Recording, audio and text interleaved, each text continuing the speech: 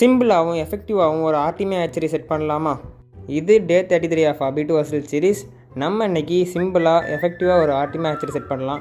நான் இது வரைக்கும் செட் பண்ணது எல்லாமே ஃபெயிலியரில் தான் முடிஞ்சுது. இது நான் பார்த்து செட் பண்ணியிருக்கேன். மோஸ்ட்டாக அப்படி ஆகாது. இந்த வீடியோவில் பாட்டில் செட்டப் எப்படி பண்ணுறதுன்னு பார்க்கலாம். நான் இன்றைக்கி 2 ஹேச்சரி செட் பண்ண போகிறேன். அதுக்காக 2 பாட்டில் எடுக்கும்போது முடிஞ்ச அளவுக்கு கட்டியான பாட்டில் எடுத்துக்கோங்க. அதுக்கு மூடியும் அதே பாட்டில் உள்ள மூடியை எடுத்துக்கோங்க. ஆல்ரெடி அனுபவப்பட்டனால சொல்கிறேன், மூடியை மட்டும் மாற்றிடாதீங்க.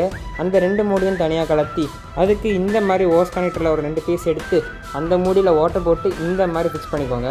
அந்த ரிங் மாதிரி இருக்கிறது கேப்போட இன்னர் சைடு வராத மாதிரி ஃபிக்ஸ் பண்ணிக்கோங்க. ஃபிக்ஸ் பண்ண அப்புறம் க்ளூகன் அல்லது எம்சில் யூஸ் பண்ணி அந்த ஒரு பாட்டில் கேப்புக்கு உள்ளே இருக்க சர்க்குலர் பார்ட்டை மட்டும் ஃபில் பண்ணி எடுத்துக்கோங்க. கடைசியாக அந்த 2 பாட்டிலுக்கு பாட்டம் பீஸையும் கட் பண்ணிக்கோங்க.